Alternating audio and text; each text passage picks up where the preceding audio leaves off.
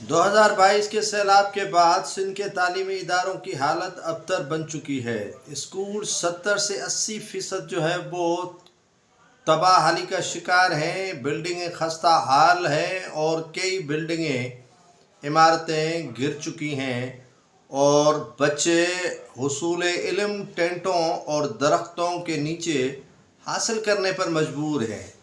Sindh government की जानिब से 2022 से अब तक सैलाब से मुतासर शुदा स्कूलों की असर नो तामीर के लिए जो फंड मुख्तस किया था वो हर साल ही ऐसे हज़म हो जाता है जैसे वो हस्बे रवायत खाते आए हैं।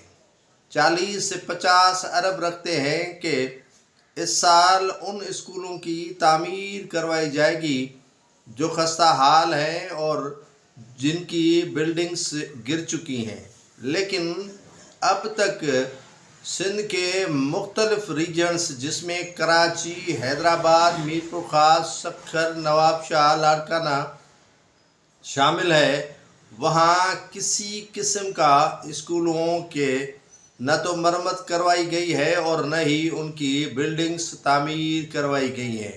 ये मामला बिलाखिर अदालत ने इस पर सो मोटो एक्शन लिया और इनसे पूछताछ शुरू कर दी तो सिंध गवर्नमेंट भागने पर मजबूर हुई और कहा कि हमारा पैसा हमारी मर्जी, कहाँ खर्च करें कहाँ नहीं करें, अदालत का ये अख्तियार और दायरे कार नहीं है।